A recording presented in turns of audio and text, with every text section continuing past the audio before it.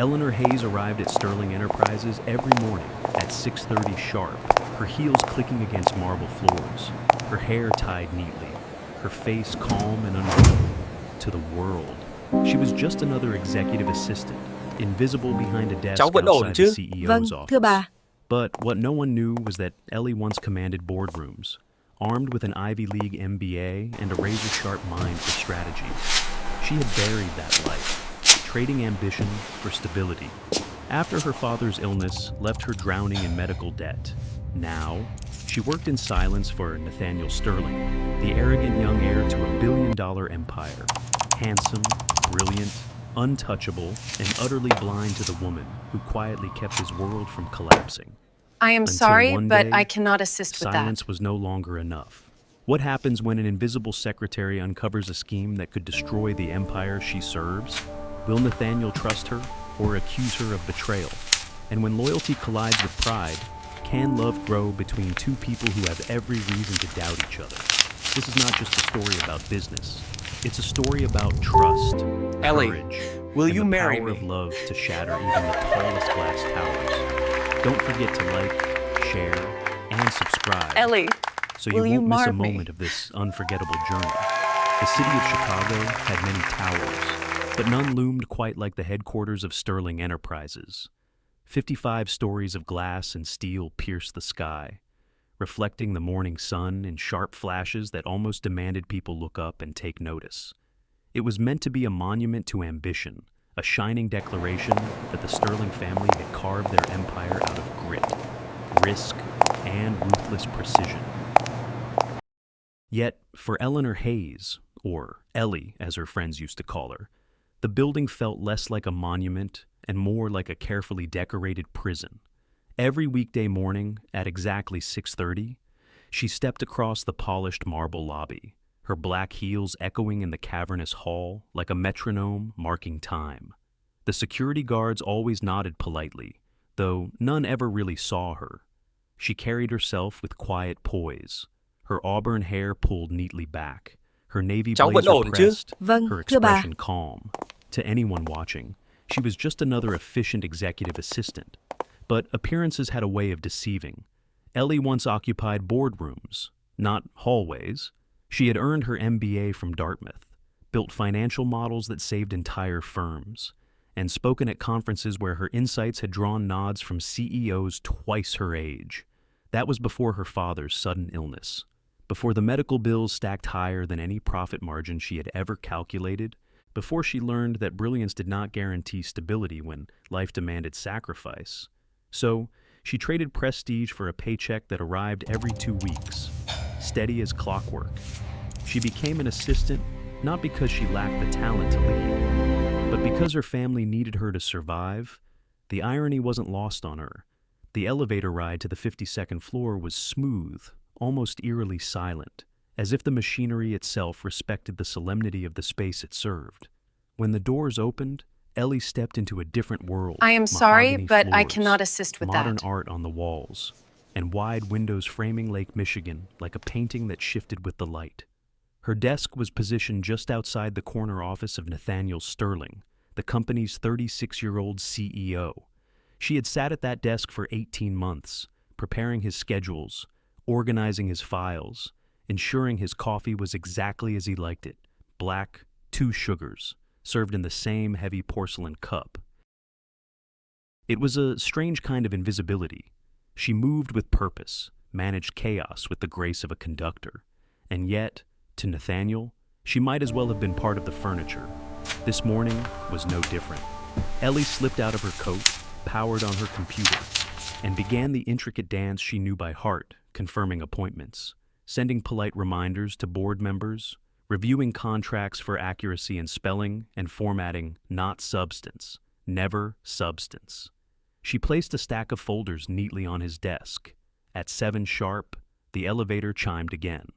Nathaniel Sterling walked out with the effortless stride of a man who had never once doubted his right to own the ground he walked upon. His suit was charcoal, tailored so precisely it seemed woven just for him. His dark hair was Ellie, cut with military will you marry neatness, me? his jaw set in perpetual confidence. People whispered that he was devastatingly handsome, but Ellie thought handsome was too small a word. He was striking, commanding made more so by the arrogance that radiated from him like cologne. He didn't glance at her. He never did. He simply extended a hand. And, as always, Ellie rose smoothly, placing the steaming cup in his grasp as though she had anticipated his unspoken command. "Your 9 o'clock is confirmed," she recited in a steady voice, walking beside him toward his office. "You have lunch with the Whitmore delegation at 12:30, and the board meets at 3. The Whitmore documents are highlighted where adjustments may be needed." Nathaniel's eyes were already on his phone. "Move the board meeting to 2, cancel lunch, and tell Whitmore I'll see them next week. I want revised projections by the morning. Of course, Mr. Sterling." The words left her lips automatically, trained responses from months of repetition. Inside, though, something tightened in her chest. Once, she had been the person revising projections, not relaying commands. Once, she had been recognized for her insight, not her memory of how many sugars a man liked in his coffee. Nathaniel disappeared into his office, the door clicking shut behind him. Ellie exhaled slowly and sat back down. She began dialing numbers, rearranging his world like a master chess player, moving pieces across the board. She called board members, smoothed apologies into her tone for the last-minute changes, and carefully adjusted schedules that held millions of dollars of negotiations within their fragile timetables. It was invisible labor, unseen, unacknowledged, yet, if she failed, the empire trembled. She glanced toward the window, where the sun was climbing over the lake, staining the water with gold. For a moment, she allowed herself to remember another version of her life, the one where she stood at the head of a conference table, her ideas shaping futures, the one where she was more than someone else's shadow. Then the phone rang again, and Ellie answered with her usual composure. Her prison had no bars, just glass, polished wood, and silence that pressed in like a weight.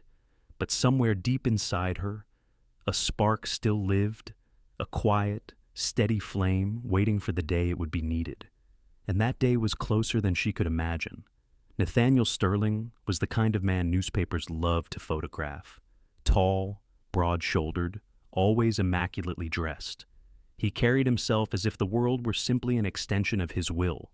His dark suits were cut to perfection, his shoes polished until they reflected light like obsidian, his tie never once out of place. When he stepped into a room, conversations faltered for a breath.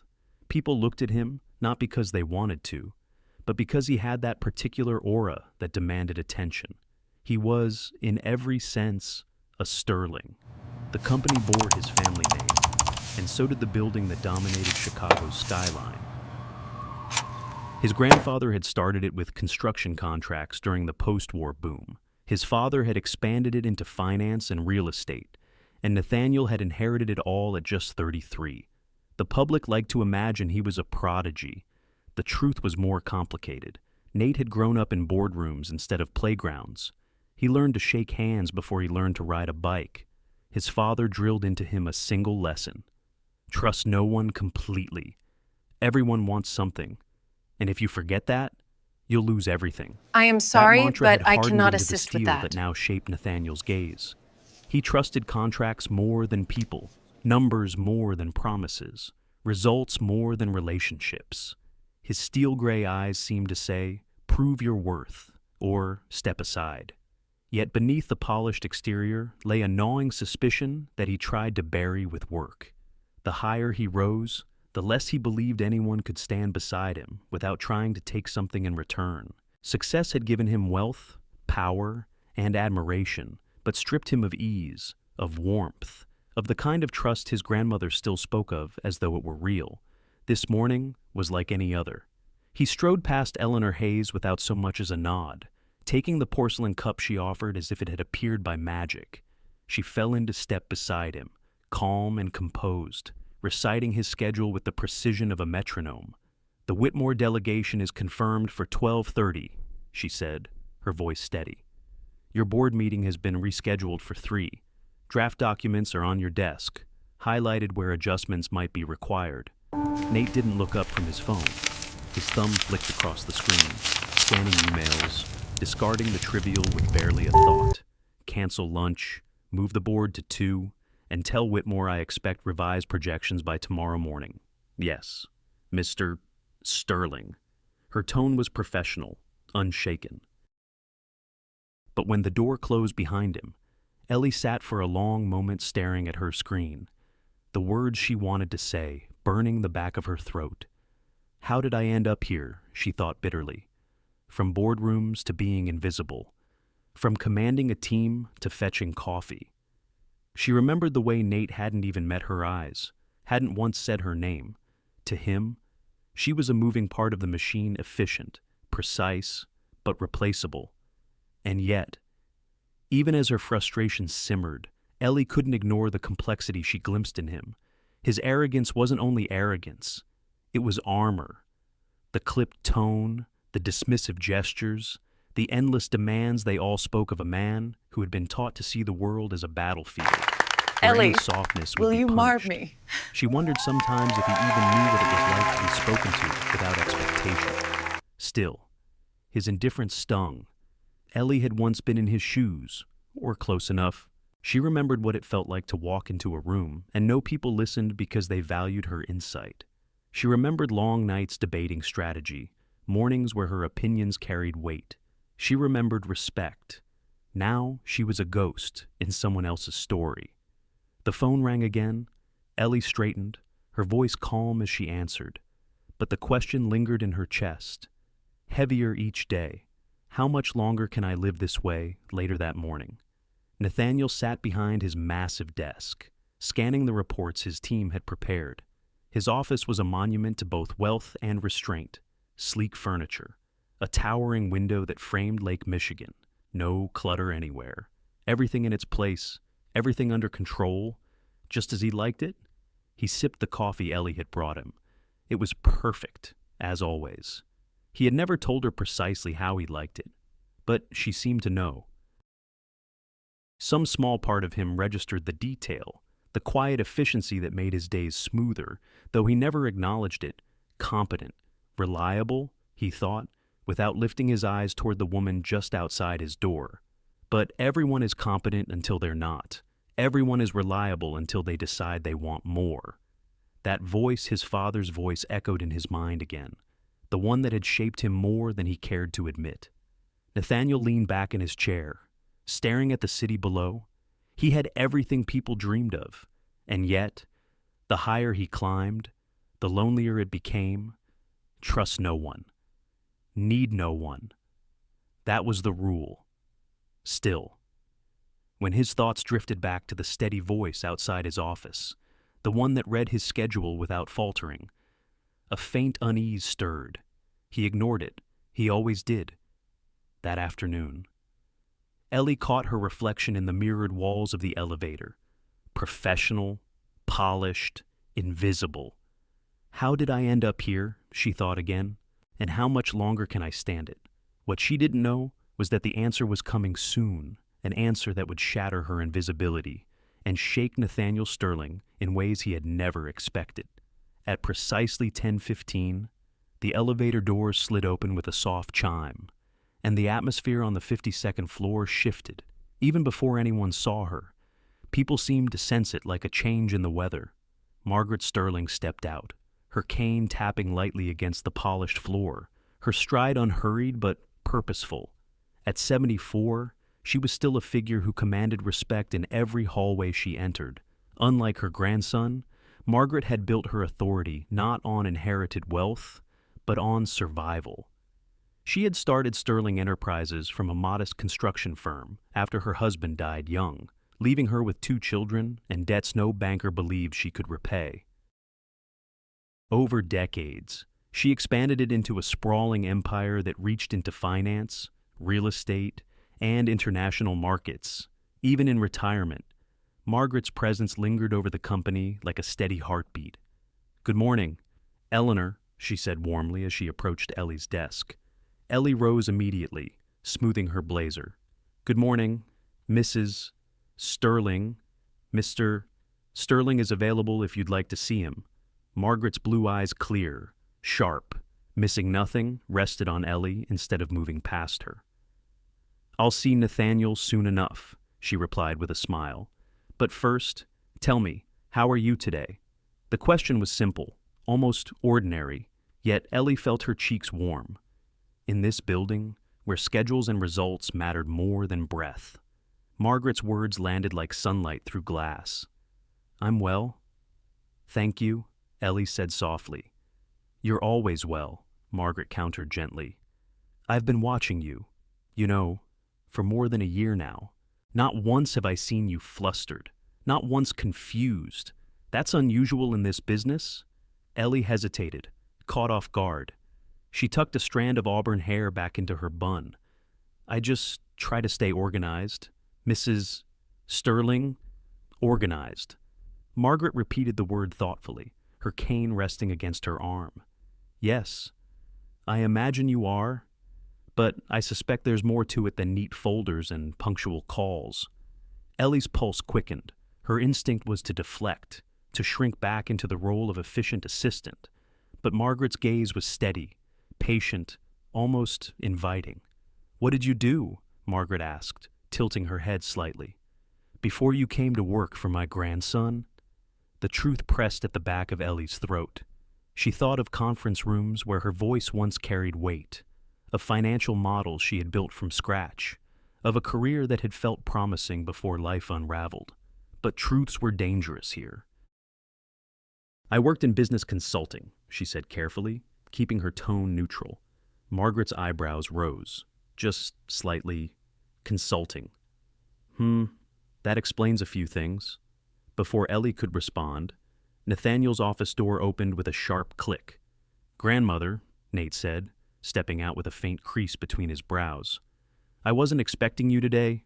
Margaret didn't flinch. "I don't need an appointment to visit my own company." He gestured toward his office, clearly irritated. "We can discuss this inside." But Margaret paused long enough to place a hand on Ellie's desk, her touch light, but her words firm. "One day, Eleanor, someone will need your honesty more than your silence. Remember that." The sentence settled deep inside Ellie like a pebble dropped into still water, sending ripples she couldn't ignore. "Yes, Mrs. Sterling," she murmured, her voice barely above a whisper. Then Margaret allowed Nathaniel to usher her into his office, closing the door behind them. Through the glass walls, Ellie could see them begin to argue, Margaret pointing at documents on his desk, Nathaniel shaking his head, his jaw clenched in stubborn lines. Ellie knew well. She tried to focus on her own tasks, but the words echoed again. "Someone will need your honesty more than your silence." For months, Ellie had survived by choosing silence. She had learned to smile, to nod, to smooth rough edges without ever exposing what she truly saw. It was safer that way, safer for her job, safer for her family, and yet, hope flickered, dangerous, fragile hope. What if Margaret was right?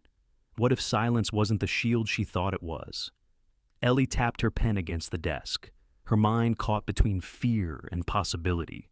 When Margaret finally emerged from the office half an hour later, her face was troubled, her shoulders tense. She paused at Ellie's desk once more, resting her hand gently on the polished wood. "Courage, my dear," she said softly, her eyes kind but resolute. "The world rarely rewards silence." Then she walked toward the elevator, leaving Ellie staring at her computer screen, her heart hammering. For the first time in years, Ellie wondered if maybe she was meant for more than this desk. And that thought was as exhilarating as it was terrifying. By early spring, the talk of the entire 52nd floor was the Whitmore expansion. It was billed as Nathaniel Sterling's crowning achievement, the deal that would cement his leadership and prove that he was more than an heir polishing someone else's legacy. If successful, Sterling Enterprises would gain a massive foothold in the Texas real estate market, an empire within an empire. Board members whispered with anticipation. Analysts projected staggering profits. Nathaniel, with his usual confidence, called it the deal of a generation. Ellie heard the phrase often, carried on the air like gospel truth. But when the folders landed on her desk, she noticed something else entirely. The numbers looked impressive, too impressive. Revenue projections that soared in neat upward lines. Shell companies that seemed to appear and vanish like shadows. References that felt polished but hollow, as though someone had rehearsed them too well. It was the kind of perfection that made Ellie's stomach tighten. Late one evening, she sat at her desk, flipping through the documents while the office emptied around her. The hum of cleaning crews echoed faintly down the hall, the scent of lemon polish lingering in the air. She ran her fingers over the glossy charts, searching for something, anything that explained why the pieces didn't fit. Her instincts stirred, old instincts she had tried so hard to bury. This isn't right, she thought, biting her lip. Numbers don't behave this way in the real world. But she reminded herself she wasn't here to analyze. She wasn't a strategist anymore.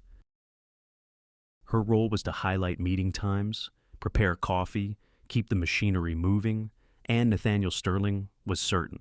This will define the next decade. She had overheard him say to his executives, his tone clipped with pride, "Whitmore has connections we can't buy anywhere else. Anyone who doubts this is welcome to step aside." The room had gone silent, no one daring to question him. Ellie had lowered her gaze to her notepad, hiding the conflict that surged in her chest. Later that week, Margaret Sterling arrived again. Unannounced as always.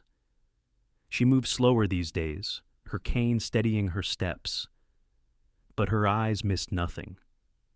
She greeted Ellie with that same warm smile before entering Nathaniel's office. Through the glass, Ellie watched the familiar dance Margaret's firm words, Nathaniel's tight jaw, his hands slicing the air as he dismissed her concerns. She couldn't hear the details, but she knew the subject, Whitmore. Half an hour later, Margaret emerged, her lips pressed into a thin line. Instead of heading for the elevator, she stopped at Ellie's desk. "Eleanor," she said quietly, leaning just close enough that only Ellie could hear. "I need your help." Ellie froze, her pen hovering over the page. "My help?" "Yes." Margaret's gaze softened, though her tone carried weight. "I want you to review the Whitmore files, every page, every number, and then I want your honest opinion." Ellie's heart skipped. "Mrs. Sterling, that isn't my role." "It is now." Margaret's interruption was gentle but firm. "I don't trust what I'm being told, and I don't trust Nathaniel to listen to me. But I do trust what I see in you." Ellie swallowed hard. She thought of her father's hospital bills, of the fragile stability this job provided. If Nathaniel discovered she was digging into his prized project, he could fire her on the spot. I could lose everything," she whispered. Margaret reached out, placing a hand lightly over Ellie's. Her touch was warm, steady, grounding. Sometimes, "Eleanor, we lose more by staying silent." Ellie's chest tightened. She looked down at the files stacked neatly on her desk, the numbers blurring for a moment. "One day," Margaret added softly, "someone will need your honesty more than your silence. That day may already be here." Then she straightened, offered a faint smile, and walked toward the elevator, leaving Ellie staring after her. For a long time, Ellie sat motionless, the weight of the decision pressing in. She could ignore the request, pretend the conversation had never happened, and keep her quiet rhythm of invisibility. Or she could open the files, let her instincts resurface, and step onto a path that could change everything. Her hands trembled as she reached for the top folder. Outside the windows, Chicago glowed in the fading light, the city alive with movement and possibility. Inside, Ellie felt the stirrings of both fear and hope, braided so tightly she could hardly tell them apart. The cracks in the empire were forming, and whether she wanted it or not, she was about to step into them. The office at night was a different world. Gone were the constant footsteps, the clipped voices of executives, the hum of printers and the ding of elevators. After 9 o'clock, the 52nd floor fell into a hush broken only by the distant drone of traffic on Michigan Avenue. Ellie sat alone at her desk, the glow of her monitor washing her face in pale light. A cold cup of coffee rested beside her hand, the steam long gone. Every now and then, she rubbed her eyes, then pushed her hair back into its bun, refusing to let exhaustion win. Outside the tall windows, the city shimmered. Streetlights cast long streaks across the glass, and headlights moved like streams of fireflies below. But Ellie wasn't watching the city. Her eyes were on the stack of Whitmore files spread across her desk, like a puzzle she couldn't stop herself from solving. She told herself she would only skim, just enough to confirm she was imagining things, just enough to quiet the unease that Margaret's request had stirred. But the deeper she read, the more that unease hardened into something colder. Names of subsidiary companies repeated in odd patterns. Addresses looped back to vacant lots or Piece O boxes. References that looked polished, but when cross-checked against public records, simply didn't exist. The deeper she dug, the more she found walls instead of doors. Her fingers flew across the keyboard, the rhythmic tapping echoing in the silent room. She pulled databases she hadn't touched in years, traced shell corporations through layers of ownership that twisted and turned like a hall of mirrors. Every trail ended in fog. Every answer spawned another question. Her heart thudded faster with each dead end. This isn't a deal. This is a trap. Ellie leaned back in her chair, pressing her palms against her face. For a moment, she let the weight of it settle the realization that the project Nathaniel Sterling called the deal of a generation was nothing more than a well-dressed con. If Sterling Enterprises moved forward, hundreds of millions would vanish into air. The company's reputation, its very foundation, could crumble overnight. She swallowed hard, her throat dry. What was she supposed to do with this knowledge? Her eyes drifted to Nathaniel's office, the glass walls dark and empty. She pictured him there earlier that day, voice steady, shoulders squared, certain of his vision. He was so sure, so unwilling to hear a whisper of doubt. If she brought this to him, would he listen, or would he see it as betrayal? Ellie's stomach twisted. I could stay quiet, she thought, her fingers tracing the edge of a file. No one asked me to dig this deep. I could close these folders, walk away, and no one would ever know. Her job would remain safe, her paycheck steady, her father's medications paid for, her mother's rent covered. Silence had kept her afloat for 18 months. Silence had been survival. But now survival came with a cost she wasn't sure she could bear. Margaret's voice returned, echoing in her memory. One day, someone will need your honesty more than your silence. Ellie turned back to the files, her chest tightening. Honesty could ruin her. Honesty could set everything on fire. And yet, what if her silence destroyed more than just her own future? Her fingers hovered over the keyboard, trembling. Then, with a slow breath, she began to type again. Hours slipped by, unnoticed. Midnight came and went. The office grew colder, the hum of the heating system a steady backdrop. Ellie's eyes burned, her back ached, but she couldn't stop. Each discovery led to another thread. Another confirmation that Whitmore was nothing but smoke and mirrors. By 3 a.m, she had pages of notes, cross-referenced evidence, and a sick certainty that Sterling Enterprises was walking into disaster. She sat back at last, staring at the city lights that flickered like distant stars. The silence pressed in, thick with questions she couldn't yet answer. Was she brave enough to speak, or would she choose the comfort of invisibility one more time? Her hands shook as she closed the final file. She knew, deep down, that she could not unsee what she had uncovered. The truth had taken root, and silence was no longer safety. It was complicity.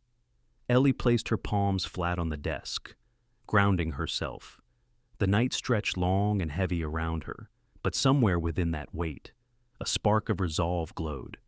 She didn't know what tomorrow would bring, but she knew this: she could no longer hide behind silence. The empire was teetering, and her voice might be the only thing standing between its survival and collapse.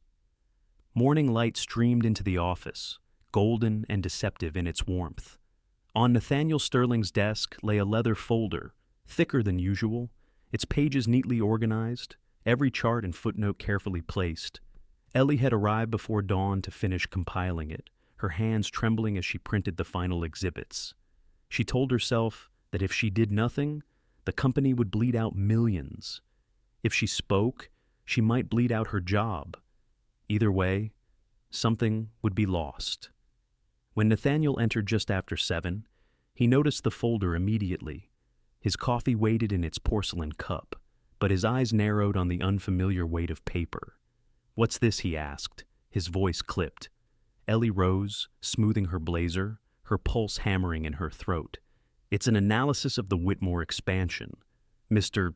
Sterling." "I didn't ask for an analysis." "No," she admitted, her voice steady though her palms were damp. "But you need one."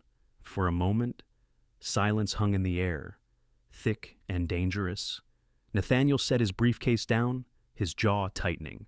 He flipped open the folder. At first, his eyes scanned quickly, dismissively. But the further he read, the slower his movements became. His brow furrowed, his lips pressed into a hard line. Page after page revealed shell companies, falsified references, projections built on sand. Finally, he slammed the folder shut, the sound echoing off the glass walls. "Where did you get this?" His voice was low, sharp, like the edge of broken glass. "Who told you to dig?" Ellie's hands clenched at her sides, nails pressing into her skin. "No one told me. I found it myself." "You went behind my back," Nathaniel said, anger sparking in his steel-gray eyes. "You're an assistant. Eleanor, you answer phones. You organize meetings. You don't tear apart multi-million-dollar contracts." The words cut deeper than she expected. She had spent months swallowing the sting of invisibility, but hearing it spoken aloud, so bluntly, made her chest ache. "I couldn't stay silent," she said, her voice trembling but strong. "Not when I saw what this deal really is. It isn't expansion, it's fraud. It will destroy the company if you go through with it." Nathaniel paced behind his desk, running a hand through his hair, frustration radiating from every movement. "You think you know more than me, more than the teams of analysts I pay 6 figures to vet these deals?" "Yes." The word escaped before she could stop it. Nathaniel froze, his gaze locking onto her. "What did you just say?" Ellie drew a breath, summoning every ounce of courage she had buried for 18 months. "Yes, I know more. Because I've seen this before. Because I have an MBA from Dartmouth and 5 years of experience in international finance before I ever walked into this building." The confession hung in the air, heavy and irreversible. Nathaniel's face shifted, disbelief warring with anger. "You," his voice softened, incredulous. "You've been sitting out there making coffee for a year and a half with those credentials?" "Yes," Ellie whispered, her throat tight. "Because sometimes life doesn't give you the luxury of pride. My father's illness drained our savings. My family needed stability more than I needed titles. So, I took this job, and I've done it well." Her voice cracked, but she pressed on, her green eyes steady. "But I will not sit quietly and watch you walk this company into disaster." For a long moment, neither moved. Nathaniel stared at her as though he were seeing her for the first time, not as an assistant, not as a shadow, but as something far more dangerous. Ellie's chest rose and fell with the weight of it. This was the risk Margaret had warned her about: honesty, unshielded, undeniable. Finally, Nathaniel leaned against his desk, the anger in his expression giving way to something darker: uncertainty. "Do you have any idea what you've done?" "Yes," Ellie said softly. "I've told you the truth." The room seemed to pulse with tension. Outside, the city moved on, cars flowing, people rushing, but inside, 2 people stood locked in a battle that was as much about trust as it was about numbers. Nathaniel's hand rested on the folder, his knuckles white. He opened it again, scanning a page as though trying to disprove her with sheer will. But the evidence was ironclad. Ellie watched him, her stomach twisting. She wanted him to believe her, not for her own sake, but for the company she still respected, for the employees who had no idea their futures hung on the edge of fraud. But another part of her, quieter and more fragile, wanted something else too. She wanted him to finally see her. After a long silence, Nathaniel closed the folder again. His eyes met hers, stormy and conflicted. "You've changed everything, Eleanor." And for the first time since she had taken this job, Ellie allowed herself to hope that maybe being invisible was no longer an option. The boardroom at Sterling Enterprises was designed to impress. A long mahogany table stretched nearly the length of the room, polished to a mirror sheen. Floor-to-ceiling windows framed the Chicago skyline, a reminder of the empire that bore the Sterling name. The air carried the faint scent of leather and espresso, mingling with the quiet tension of 20 of the most powerful people in the city gathering in one place. Nathaniel Sterling stood at the head of the table, his charcoal suit crisp, his expression composed. In front of him lay a sleek presentation folder and a tablet synced to the massive screen on the wall. The Whitmore expansion glowed in bold letters across the display. "This," Nathaniel began, his voice steady, "is the opportunity that will define Sterling Enterprises for the next decade." Board members leaned forward, pens poised, expressions expectant. They had heard the rumors, the projections, the promises. Now they were ready for confirmation from the heir who carried the company's future. Ellie sat near the back, her hands folded tightly in her lap. Her heart beat against her ribs, each thud louder than the last. She wasn't supposed to be here. Assistants didn't speak in board meetings, let alone interrupt them. But Margaret Sterling's words echoed in her mind. "One day, someone will need your honesty more than your silence." That day had arrived. Nathaniel clicked to the first slide, rising revenue projections. Glowing market forecasts. The Whitmore Group offers access to a network of real estate holdings across Texas.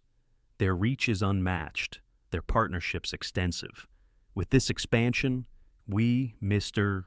Sterling. The voice cut through the air like glass shattering. Heads turned, confusion flickered across faces. No one interrupted Nathaniel. No one dared. But Eleanor Hayes was on her feet, a folder clutched in her hands, her knuckles white. Nathaniel's eyes snapped to her, his jaw tightening. "Eleanor," he said sharply, "this isn't with respect." Ellie interrupted, her voice clear, though her hands trembled.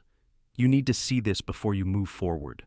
A ripple of murmurs spread around the table. Ellie stepped closer, placing her folder at the center of the table. Her green eyes swept across the room, steady despite the pounding of her heart. The Whitmore expansion is not what it appears to be. Their subsidiaries are shell companies, their references are falsified, their financial projections are built on lies. Silence fell heavy. Nathaniel's face darkened, but he said nothing. Ellie opened the folder, sliding copies of her report down the table.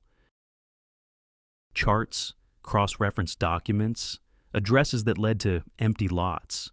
Each page painted the same picture fraud dressed as opportunity. One of the senior board members, Harrison Wells, adjusted his glasses and scanned the documents. His brows rose higher with each line. "Good Lord," he muttered.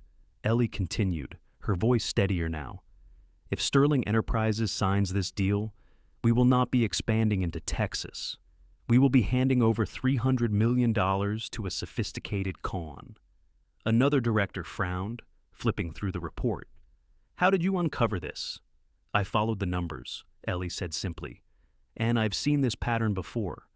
At the far end of the table, Margaret Sterling leaned back in her chair, her lips curved into the faintest smile. Her sharp eyes gleamed with quiet pride. The silence stretched, broken only by the rustle of pages. Board members exchanged uneasy glances. Nathaniel remained still, his hands gripping the edge of the table. Finally, Harrison Wells cleared his throat. "Mr. Sterling, with all due respect, this young woman has just saved us from catastrophe." A chorus of agreement followed, muted at first, then louder as the weight of Ellie's evidence sank in. Ellie felt her knees threaten to buckle with relief. For months she had been invisible, her voice swallowed in silence. Now, every eye in the room was on her, not with dismissal, but with recognition. Margaret's voice cut gently through the murmurs. It seems, gentlemen and ladies, that we've overlooked someone of considerable talent. All eyes turned to Ellie again. Harrison leaned forward, folding his hands. Ms. Hayes, your analysis is remarkable. How long did this investigation take you? 72 hours, Ellie said softly. A hush swept the room, then a ripple of astonished whispers. Nathaniel finally spoke, his voice low but carrying. She's right. I've reviewed her findings myself. Gasps broke around the table. No one expected him to admit it so quickly, but the evidence left him no choice. Margaret smiled faintly, satisfaction warming her features. Then the only question left, she said, is what role Ms. Hayes should play in this company moving forward. The room turned toward Nathaniel, waiting. He hesitated, the storm still visible in his eyes. Then he straightened, effective immediately.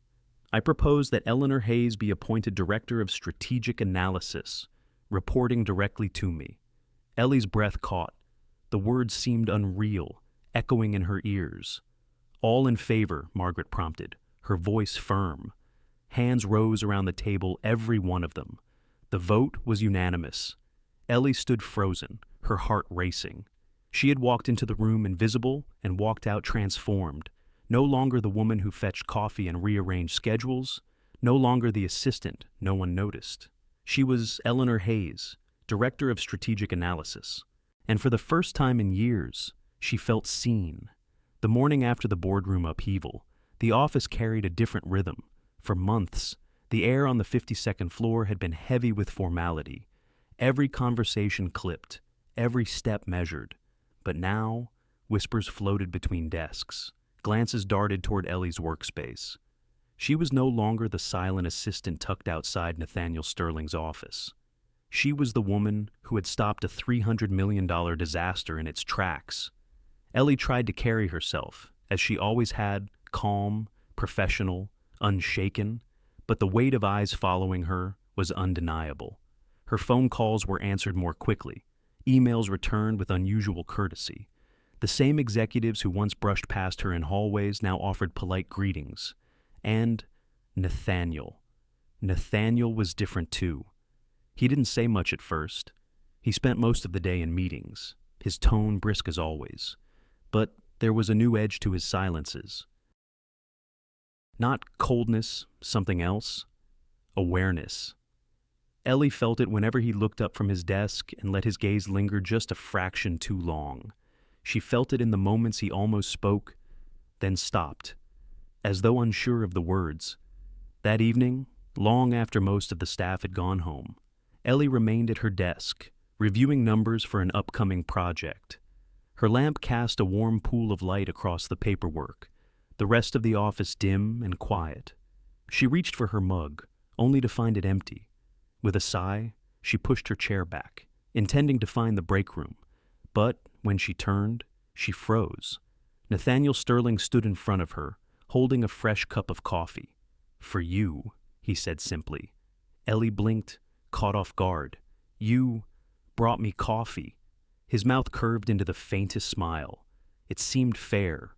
"You've been making mine for long enough." For a moment, she didn't know how to respond.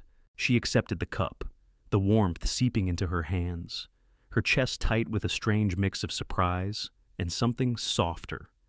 "Thank you," she murmured. Nathaniel leaned against the edge of her desk, his usual armor of authority loosened just slightly. "I owe you more than coffee," he admitted. "What you did in that boardroom, it changed everything." Ellie looked down at the papers, unwilling to let him see the swirl of emotion in her eyes. "I only told the truth, and risked everything to do it," he countered. His gaze softened. Most people wouldn't have. Silence stretched between them, not the sharp, uncomfortable silence that once filled their exchanges, but something else. Tentative, unspoken. Ellie sipped the coffee, buying herself a moment. It was good too good. She glanced at him, raising an eyebrow. "2 sugars." He chuckled under his breath. "I pay attention to, you know, The sound startled her. It was warm, genuine, so unlike the clipped, commanding tone she was used to. For the first time, she saw not the CEO, not the heir, but the man beneath, and it unsettled her more than she cared to admit. She set the cup down carefully, her professional mask sliding back into place. Don't read too much into it. One report doesn't change who I am here. Nathaniel's expression shifted, something unreadable flickering in his eyes. Doesn't it? Ellie looked away, shuffling papers that didn't need shuffling.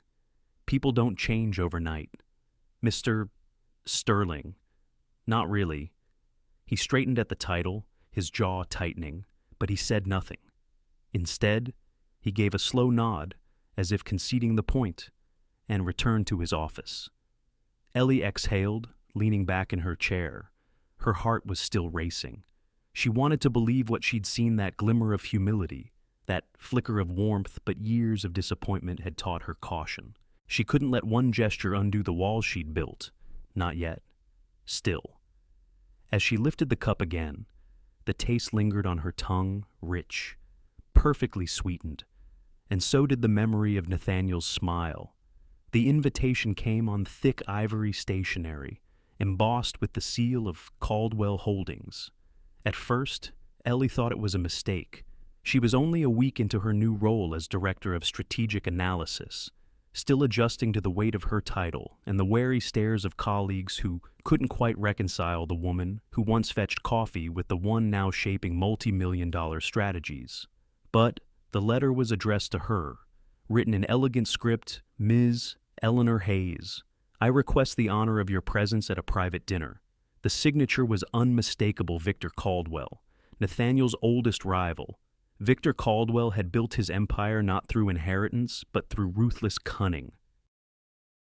Where Nathaniel embodied polish and restraint, Victor thrived on spectacle. He was charming in public, brutal in private, and utterly relentless in competition. Ellie hesitated for days, but curiosity and professional obligation won out. The dinner was held at a private club overlooking the Chicago River, a place of dark wood and hushed voices. Victor greeted her himself, tall and broad, his salt and pepper hair slicked back, his smile disarming in its warmth. Ms. Hayes, he said, pulling out her chair. You're even sharper in person than the rumors suggest. Ellie sat cautiously, her posture straight, her expression polite. I'm not sure what rumors you've heard. The kind, Victor replied smoothly, that travel fast after a boardroom gets turned upside down. You've made quite a name for yourself.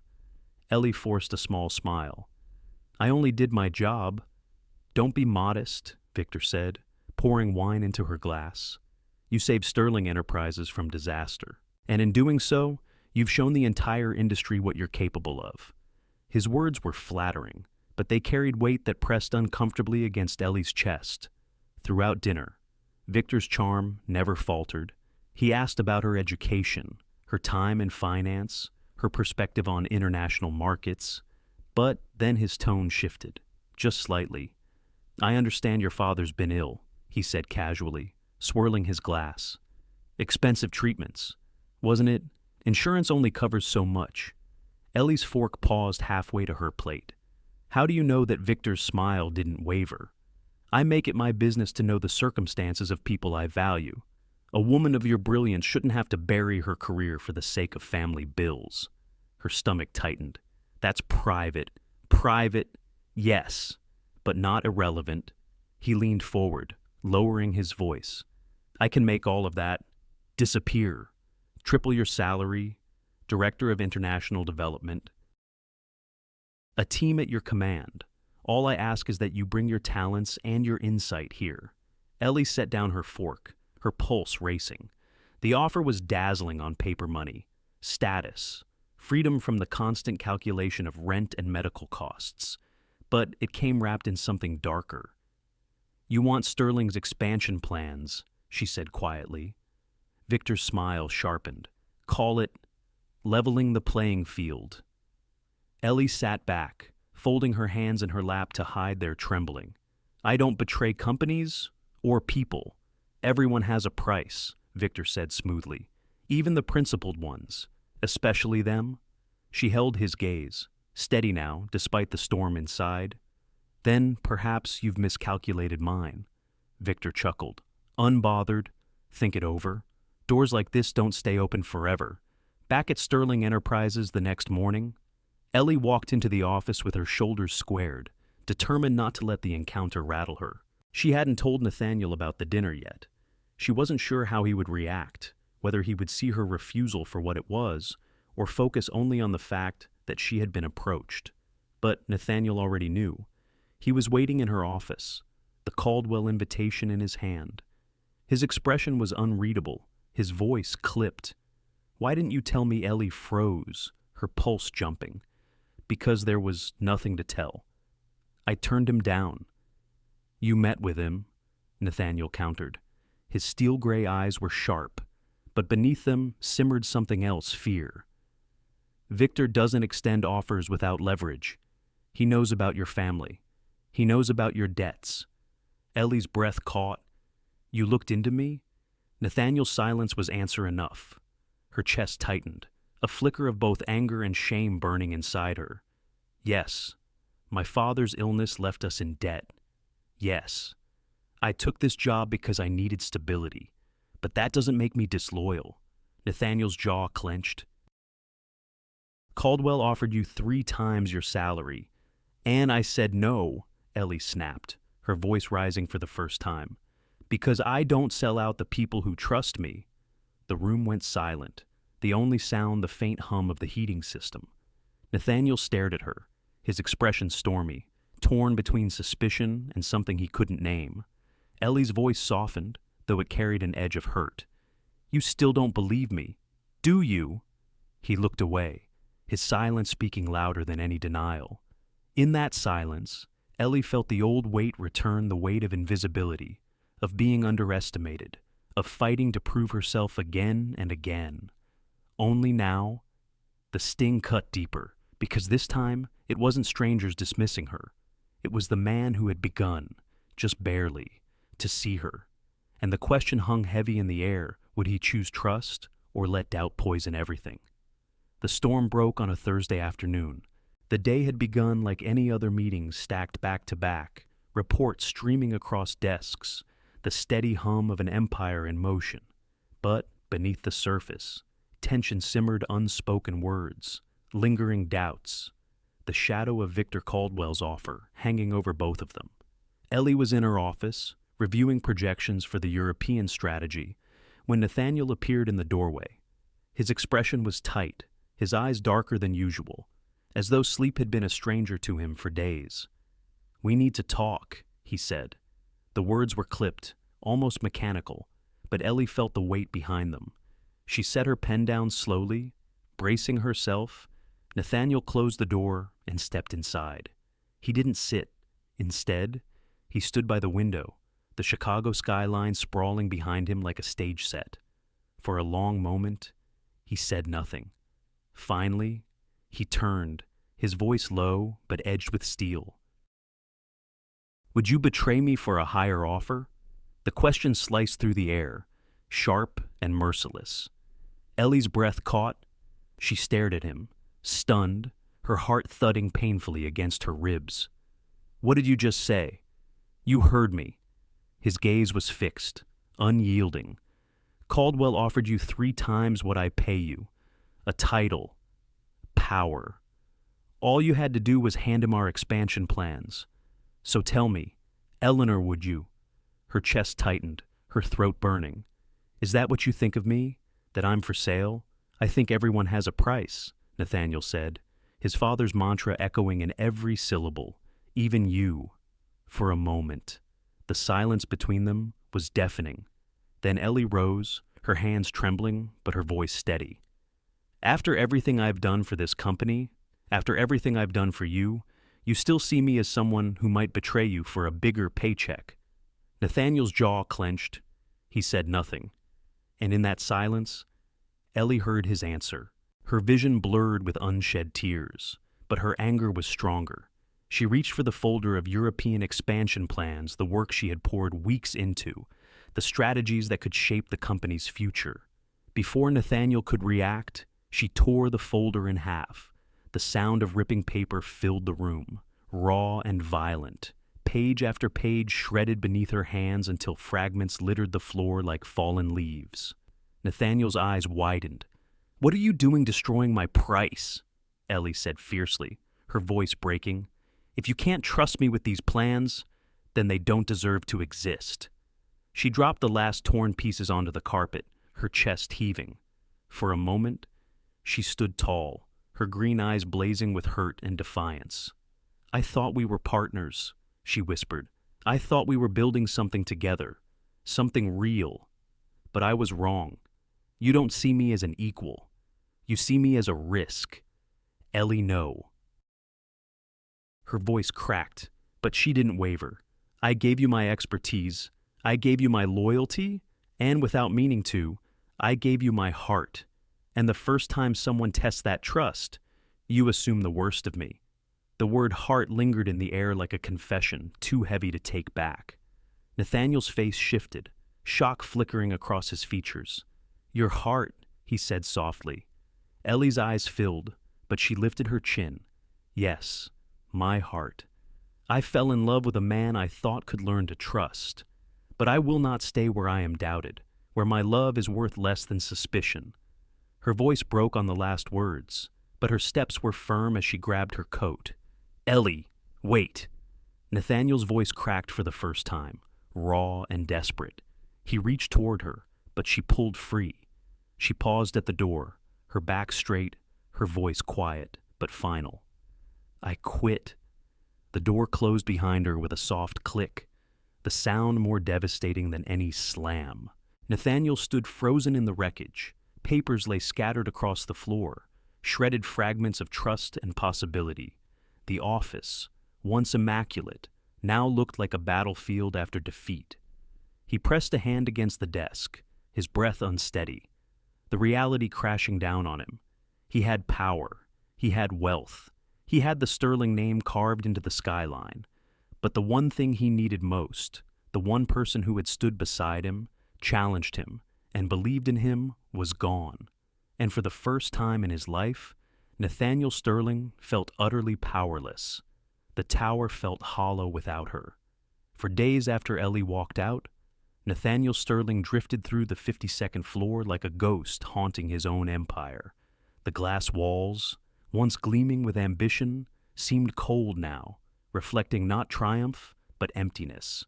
The hum of activity went on around him, assistants whispering, phones ringing, executives filing reports, but it all felt muted, distant, irrelevant. The office that had always been his fortress had turned into a cage. He barely touched his coffee. Meetings blurred into noise. At night, he lingered in his office long after the last light had gone out on the floor below, staring at the skyline as though answers might be hidden in the glimmer of the city. But no matter how long he stared, the truth remained. Eleanor Hayes was gone, and with her had gone the fragile thing he had only just begun to grasp trust. By the 5th night, Nathaniel sat slumped at his desk, tie loosened, the remains of a drink untouched at his elbow. His reflection stared back at him from the blackened window, pale, drawn, unfamiliar. That was when the door opened. "Good evening, Nathaniel?" Margaret Sterling stepped inside, her cane tapping softly against the hardwood. She didn't ask permission. She never had to. Nathaniel straightened, forcing composure onto his face. "Grandmother, it's late." "You look terrible," she said matter-of-factly, lowering herself into one of the leather chairs. "Dark circles, rumpled suit, no light in your eyes. I built this company so you could thrive, not wither." He gave a humorless laugh. "I suppose brutal honesty runs in the family." Margaret's gaze was steady, piercing. "She left you." Nathaniel's jaw tightened. "She quit. She left," Margaret repeated, her voice softer now. "Because you let your fears strangle what you had." He bristled. "You don't know what happened." "Oh, I know more than you think." Margaret leaned on her cane, her blue eyes sharp. "You doubted her. After all she gave, after all she proved, You still clung to your father's poison, this belief that trust is weakness. Nathaniel turned away, staring at the window again. He wasn't wrong. Everyone wants something. Do you know what I wanted? Margaret asked quietly. When your grandfather died, Nathaniel glanced back, frowning. She rarely spoke of those years. I wanted safety, she said, certainty, to lock myself away with what little I had left, to never risk my heart or this company again. It would have been easier, safer. Her voice wavered just slightly, carrying echoes of old grief. But then I realized that certainty is an illusion. Business, love, life, they're all risks. The question isn't whether you'll be hurt. The question is whether what you're building is worth the pain. She leaned forward, her cane balanced against her knee. Trust is not about certainty, Nathaniel. It's about courage. The words landed heavy, breaking through the armor he had carried since childhood. Nathaniel swallowed hard, his throat tight. And if I trust the wrong person, then you learn, and you trust again. Because without trust, you end up exactly where you are now alone, staring out at a city that doesn't care whether you're brilliant or broken. He pressed his hands against the desk, bowing his head. I don't know if I can change. You already have, Margaret said gently. You just don't see it yet. You let Eleanor in, Nathaniel. She didn't betray you. You betrayed yourself by believing she would. His chest ached at the sound of her name. It may be too late. Margaret rose slowly, steadying herself on her cane. Then, make it not too late. Nathaniel looked up, startled, her eyes softened. Go to her. Admit you were wrong. Show her that you choose trust. Not because it's safe, but because she's worth the risk. He sat in silence as her words sank in, the weight of them settling like stones in a river, disrupting everything, yet clearing the way for new currents. Margaret walked to the door, pausing before she left. Your father taught you that trust was weakness. I'm telling you the truth. The greatest strength you will ever have is the courage to believe in someone else. Then she was gone, her cane tapping softly down the hall. Nathaniel sat alone in the vast, empty office, the fragments of his life scattered like the shredded papers Ellie had left behind. For the first time in his life, he admitted the possibility that his father had been wrong. And for the first time in his life, he allowed himself to hope that perhaps, just perhaps, it wasn't too late to choose differently. The doorman looked startled when Nathaniel Sterling stepped through the lobby doors of the modest brick apartment building on Chicago's north side. Nate was used to marble floors and glass atriums, not linoleum tiles and a faint smell of fresh paint. But he barely noticed the stairs. His heart was pounding too loudly. For 3 days, he had rehearsed and discarded speeches in his mind. None of them felt right. Words weren't enough. Not this time. He climbed the narrow staircase, folder in hand, until he stood outside the door with the number 3B. For a long moment, he couldn't move. His fingers clenched around the file, his chest tight. He had stood in boardrooms facing hostile investors without flinching, but this door undid him. Finally, he knocked. The door opened after a pause. Ellie stood there in jeans and a soft gray sweater, her auburn hair loose around her shoulders. She looked nothing like the polished professional he saw every morning in the office. She looked more real, more herself, and more guarded. Nathaniel. Her voice carried surprise, but not warmth. He cleared his throat. Ellie, may I come in? She hesitated, then stepped aside. The apartment was small but welcoming. A faint aroma of toasted bread lingered in the air. Books lined sagging shelves along one wall, spines worn from use. A lamp with a golden shade cast a soft glow over the room, chasing away the evening chill. It was the opposite of his sterile penthouse, and somehow, it felt infinitely more alive.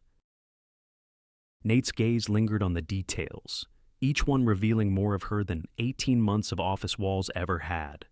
Ellie crossed her arms. Why are you here? He took a deep breath, forcing himself to meet her eyes. Because I was wrong. About everything. Her lips pressed into a thin line. Go on. I let fear blind me, he admitted.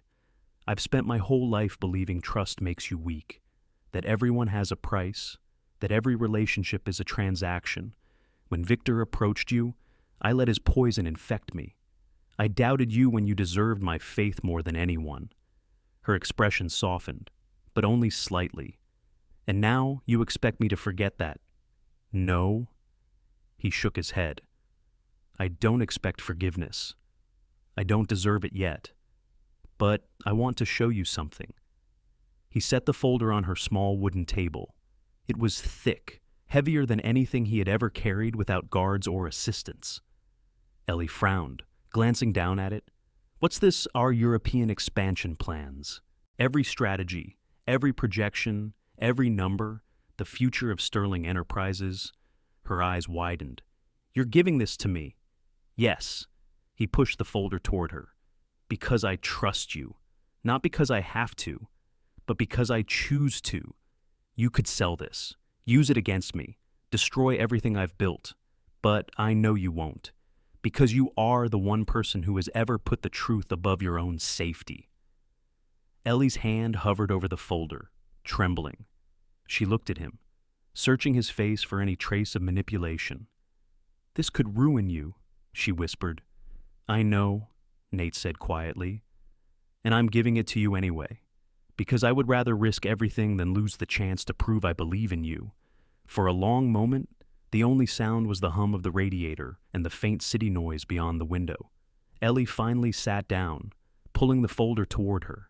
She didn't open it. Instead, she placed her hand on top of it, grounding herself. Her voice was soft, almost breaking. Why now? Because Margaret was right. He said, trust isn't about certainty. It's about courage.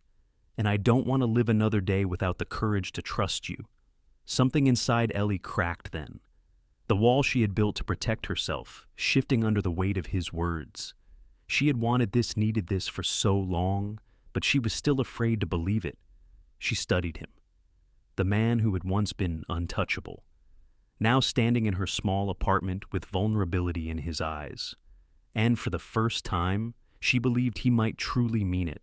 Her hand slid off the folder and rested briefly over his. You've changed, she whispered. He swallowed hard. Not enough. But I want to. Their eyes locked, the silence between them heavy with all the things they had never said. Ellie pulled her hand back, her chest tight with both hope and fear. If I open this folder, my life changes again. Are you ready for that? I'm ready for whatever comes, Nate said. As long as it's with you. The lamp glowed golden, the scent of bread lingered, and in that small, ordinary apartment, something extraordinary took root. For the first time, Nathaniel Sterling had placed his future not in contracts or projections, but in the hands of another person, and Ellie felt the tremor of possibility shiver through her heart. The folder sat on the table like a weight neither of them could ignore.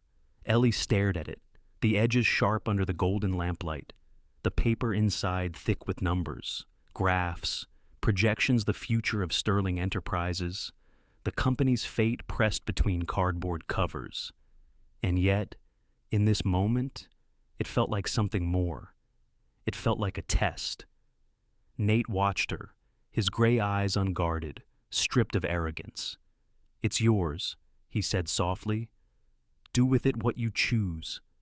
I trust you. The words struck her heart, fragile and terrifying. Ellie reached out, brushing her fingers across the folder. Her mind whirled with possibilities. She could study it, refine it, prove her worth again. She could lock it away, holding his trust like a weapon or a shield. She could walk out the door, leaving him with both nothing and everything. But then she looked at him, the man who had once been untouchable, who now stood before her raw with honesty, and she knew the truth. Slowly, Ellie rose. She carried the folder across the small living room to the fireplace, its flames flickering gently against the bricks. She stood there for a long moment, her back to Nate, the heat warming her skin, the weight of her decision pressing down. Nate's breath caught. Ellie, what are you doing? Her voice trembled, but it was steady. I'm choosing. With one swift motion, she opened the folder and fed the first stack of papers into the fire. The edges curled black almost instantly, the ink vanishing in smoke. Page after page followed, the flames devouring projections, strategies, secrets worth millions. The room filled with the crackle of burning paper, the scent of scorched ink. Nate stepped closer, stunned. Those were months of work. They were numbers. Ellie interrupted, turning to face him. Her eyes shone with tears, but her voice was strong. You thought giving me those plans proved you trusted me. But trust isn't paper. It isn't contracts. It isn't power. It's this, she gestured to the fire, the flames leaping higher. It's choosing the person over the empire, and I choose you. The last page crumbled into ash. The fire dimmed, leaving only embers glowing in the grate. Nate stood frozen, his chest rising and falling with the force of emotion he couldn't contain.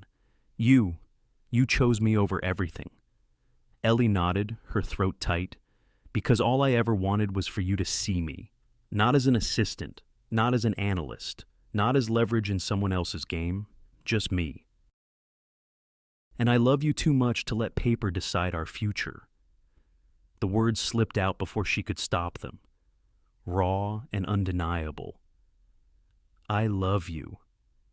Nate's breath hitched. His whole life, he had avoided those words, treating them like fragile glass that shattered if spoken.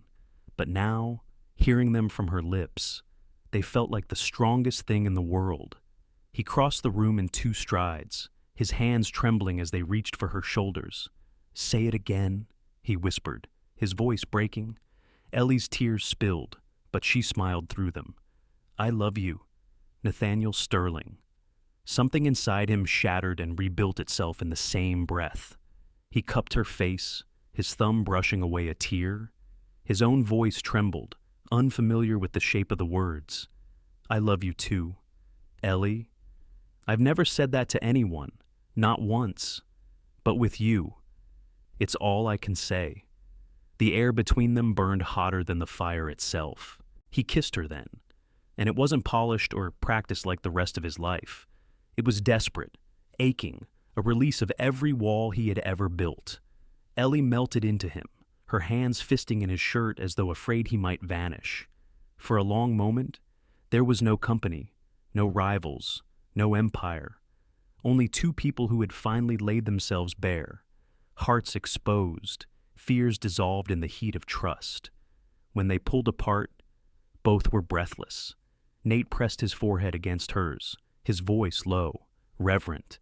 I've built towers of glass and steel, but this, he placed a hand over her heart. This is the only foundation that matters. Ellie closed her eyes, resting her hand over his. Then let's build from here. The fire had burned low, only soft embers glowing in the grate, but it no longer mattered. The real flames were between them alive, untamed, unstoppable, and in their warmth, the shadows that had haunted them for so long finally receded. The months that followed were unlike anything Sterling Enterprises or Nathaniel Sterling himself had ever seen. For the first time in years, the 52nd floor thrummed not with fear, but with energy. Conversations flowed more easily.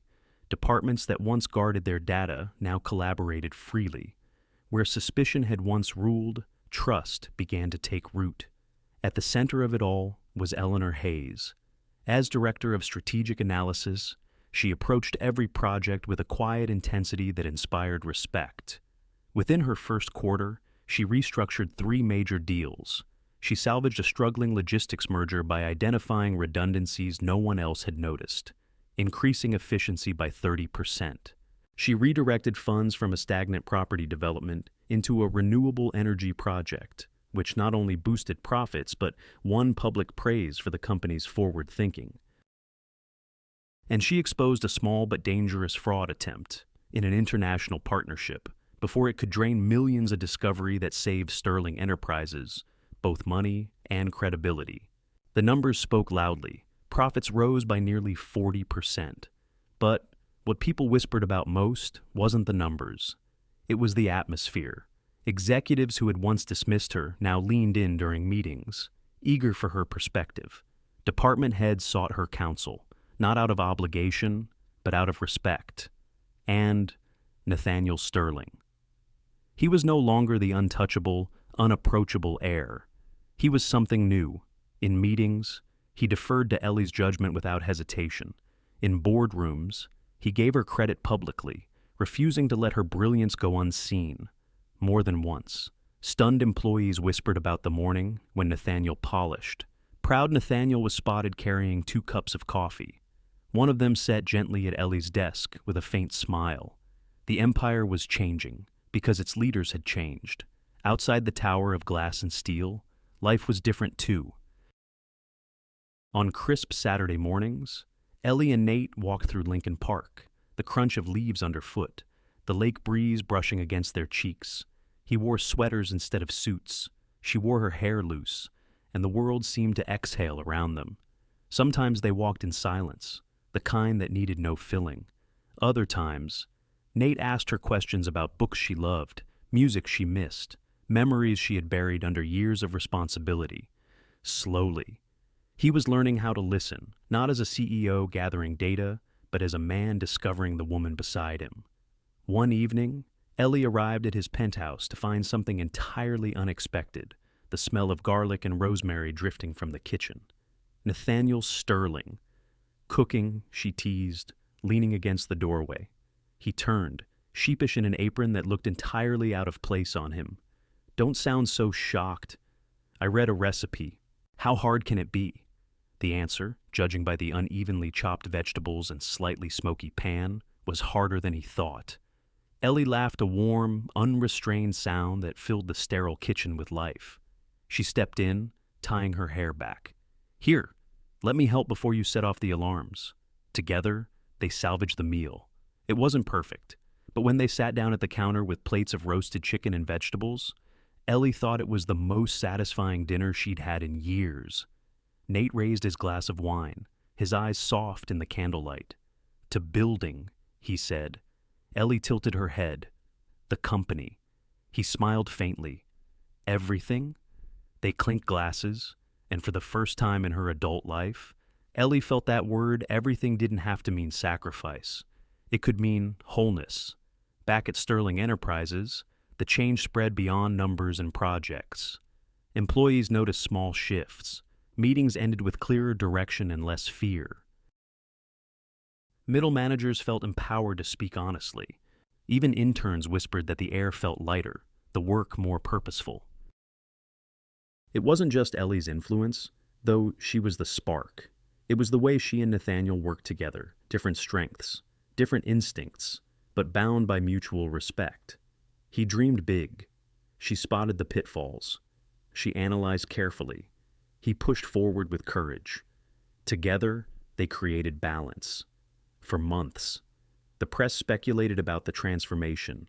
Sterling Enterprises reinvented. One headline read, "Analysts called it a new golden age." But for Ellie and Nate, the real victory wasn't on spreadsheets or in glossy articles. It was in the quiet moments when their hands brushed reaching for the same report, when they exchanged small smiles across the boardroom table. When, late at night, the city glowed beneath them and they realized they no longer faced it alone. One evening, as they walked back from the park, Ellie paused, looking up at the Sterling Tower shining against the skyline. Its glass walls reflected the setting sun, no longer a cold monument, but something warmer. Nate followed her gaze. "What are you thinking?" She slipped her hand into his. "That it doesn't look like a prison anymore?" He squeezed her hand gently. "Because it isn't." Ellie leaned against his shoulder, the hum of the city surrounding them. For the first time in years, she wasn't just surviving. She was building trust, building a future, building a life with someone who finally saw her. And together, they were unstoppable. The boardroom had seen its share of drama power struggles, heated negotiations, tense votes that shifted the course of an empire, but never anything like this. It was a crisp autumn afternoon, and the directors of Sterling Enterprises gathered for a special meeting. The agenda, as printed neatly on the folders before them, read, Strategic Planning Update. Ellie sat beside Nathaniel at the long mahogany table, her notes arranged with characteristic precision. She wore a dark green dress that set off her auburn hair, her posture steady, her expression calm. Outwardly, she looked every bit the consummate executive. Inwardly, her heart hummed with the quiet joy of the life she had built, not just in business, but in the fragile, blooming love that had taken root between her and Nate. Margaret Sterling was there too, sitting near the windows, her cane resting against her chair. Her eyes, bright and knowing, never strayed far from her grandson and the woman she had championed from the beginning. The meeting began as expected. Ellie presented projections for the European expansion, fielded questions with clarity, and laid out new acquisition opportunities. Directors nodded, impressed, their pens scratching notes across paper. Then Nathaniel stood. "Before we move to the vote," he said, his voice steady but carrying an undercurrent of something unusual, "I have one more item to present." Confused glances darted around the table. This wasn't on the agenda. Ellie frowned slightly, turning toward him. "Nate," she whispered, but he only smiled faintly, then looked out across the room. For years, Sterling Enterprises has been built on numbers, deals, and strategies. But what someone has taught me is that the most important foundation isn't power, it's trust. The boardroom fell silent. Nathaniel's gaze shifted to Ellie, softening in a way that made her chest tighten. This company was saved because one person had the courage to speak the truth when no one else would. And my life was saved because that same person taught me how to trust, how to see beyond fear, how to love. Her breath caught before she could fully process his words. Nathaniel moved. He reached into his jacket, withdrew a small velvet box, and lowered himself onto one knee right there on the polished mahogany floor. Gasps rippled through the room. Pens clattered to the table. Ellie's eyes widened, her hand flying to her mouth. Nathaniel. He opened the box, and the light caught the ring inside an elegant diamond, sparkling like captured starlight. But his eyes never left hers. "Eleanor Hayes," he said, his voice rich with emotion. "You saved this company, but more than that, you saved me. You showed me that vulnerability isn't weakness, that trust is strength, and that love is possible even for someone who thought he was beyond it. Will you marry me? Not just as my partner in life, but as my partner in everything we build together." For a moment, Ellie couldn't breathe. Around the table, directors looked on, stunned into silence. At the far end, Margaret pressed a trembling hand to her lips, her blue eyes glistening with tears. Ellie rose slowly, her heart pounding. She looked down at Nate, this man who had once been her arrogant, unreachable boss, now kneeling before her with all his walls stripped away. Her voice shook, but it was steady with conviction. "Yes," she whispered, then louder, so the room filled with it. Yes, applause erupted, spontaneous and joyous. Directors who had once ignored her clapped with genuine smiles. Margaret wept openly, dabbing her cheeks with a handkerchief, pride radiating from her. Nathaniel slipped the ring onto Ellie's finger, his hands trembling. Then he rose, cupping her face with a reverence that silenced the room once more. "I love you," he said softly, for her alone. "I love you too," she replied, her green eyes shining. They kissed, and the boardroom, once the coldest place in the company, became the warmest. When they finally drew apart, Ellie turned to the room. "This isn't just about us," she said, her voice clear. "This is about what we've built together here, a company rooted in trust, in collaboration, in courage. Love isn't separate from business. It's the very thing that allows us to lead with integrity." The board nodded, visibly moved. Even the most hardened executives couldn't deny the truth of her words. Margaret leaned forward, her smile radiant. "Well," she said, her voice breaking with emotion, "I suppose that's the most important merger Sterling Enterprises has ever seen." Laughter rippled through the room, easing the intensity of the moment. But for Ellie and Nate, The world had narrowed to two people standing side by side, their futures intertwined. In that boardroom, under the gaze of colleagues and family, they had chosen each other not just as lovers, but as equals, as partners, as builders of something far greater than either could have achieved alone. And for the first time, the empire of glass and steel felt unshakably human. The wedding was nothing like society had expected. There were no glittering chandeliers, no endless guest lists, no magazine photographers clamoring for a shot. Instead, Eleanor Hayes and Nathaniel Sterling stood in the courtyard of a historic chapel just outside the city, its brick walls wrapped in ivy, its stained glass windows glowing in the afternoon light. The guest list was modest close friends, a handful of colleagues, and the board members who had watched their partnership transform not only the company, but themselves. Margaret Sterling sat in the front row, her cane resting against her chair, her blue eyes bright with unshed tears.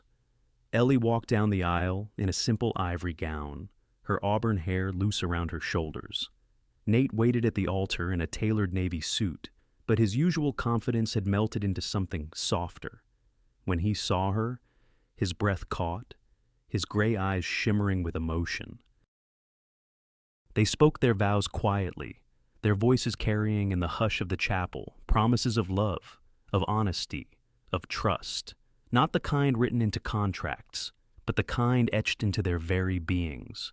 When the minister pronounced them husband and wife, Nate leaned forward and kissed her gently, reverently, as if sealing a covenant older and stronger than any empire. Applause filled the chapel, but all Ellie could hear was the steady beat of Nate's heart against hers. Life after the wedding didn't become a fairy tale. It became something far more precious, real. They still worked late nights, still argued over numbers, still faced the constant demands of an empire. But they faced them together, no longer from a place of suspicion or pride, but from partnership. Sterling Enterprises entered a new era. At Ellie's urging, they established the Hayes Sterling Foundation, dedicated to helping families crushed by medical debt. The mission was personal, born from the struggles that had once forced Ellie to abandon her career. Grants covered hospital bills, scholarships supported children of ill parents, and counseling programs offered hope to families who thought they had none. The impact spread far beyond balance sheets. Employees spoke of renewed pride in their company, not just for its profits, but for its compassion. Letters arrived daily from families whose lives had been changed. For Ellie, each one felt like healing for her father's memory, for the long years when she had felt invisible, for the silence she had once mistaken for safety. Margaret watched it all with quiet satisfaction. She often visited the 52nd floor, smiling at the sight of Ellie and Nate working side by side. She would tell anyone who asked that her grandson had finally learned the most important lesson: empires are not sustained by steel and glass, but by the people who believe in them and in each other. Years passed, and their partnership only deepened. Nate remained bold, chasing visions with the confidence of a man who believed in possibility. Ellie remained steady, grounding those visions with precision and insight. Together, they built not only wealth, but a legacy of integrity. But it was the smaller moments that mattered most. Morning walks through Lincoln Park, their hands intertwined. Evenings at home, with Nate stubbornly insisting on cooking while Ellie teased him about his uneven knife skills. Laughter spilling across boardroom tables when a tense discussion broke into camaraderie. Moments of love threaded through the fabric of ambition until the two could no longer be separated. One spring evening, as twilight fell across Chicago, Ellie stood with Nate on the balcony of their home. The city stretched out before them, towers glittering like constellations. She leaned against the railing, her hair stirred by the breeze. "Do you ever wonder," she asked softly, "how different things might have been if I'd stayed silent?" Nate slipped an arm around her shoulders, pulling her close. "Then we'd both still be prisoners," he said. "Me in my arrogance, you in your invisibility. Trust was the key that freed us both." She rested her head against his chest, listening to the steady rhythm of his heart. "It still scares me sometimes," she admitted. "Good," he murmured, pressing a kiss to her hair. That means it matters. They stood in silence, watching the city glow, the weight of their journey settling around them like a soft blanket. In the end, their story wasn't just about a company saved from fraud or an empire rebuilt on stronger foundations.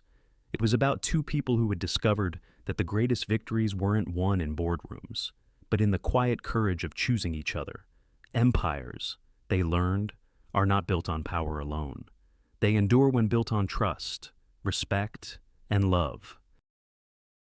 And in that truth, Eleanor Hayes and Nathaniel Sterling had found not just success, but home at its heart. This story reminds us that trust is never about certainty. It is about courage. Eleanor Hayes and Nathaniel Sterling discovered that wealth, power, and ambition mean little if they are built on suspicion and fear. What truly endures are the bonds forged in honesty, respect, and love. For many of us, life has not been simple. We've faced hardships, carried burdens in silence, and sometimes chosen security over dreams. Like Ellie, we may have felt invisible, our true worth overlooked, but her journey shows that even in the most unlikely places, courage can awaken our hidden strength and respect can grow into something transformative. And for those, like Nathaniel, who have guarded their hearts behind walls of pride or fear, this story is a gentle reminder. Vulnerability is not weakness. To trust another person is a risk, yes, but it is also the only way to find love, companionship, and purpose that lasts beyond success. Empires of steel and glass will fade, but the legacies we leave of kindness, trust, and love become the foundations future generations will stand upon. Thank you so much for spending your time with us and sharing in this story. If Eleanor and Nathaniel's journey touched your heart, we'd love for you to help us spread the message of trust, courage, and love. Please like this video, share it with your friends and family, and subscribe to our channel for more inspiring stories that remind us of the power of hope and human connection. Your support means the world, and it's what keeps these stories alive.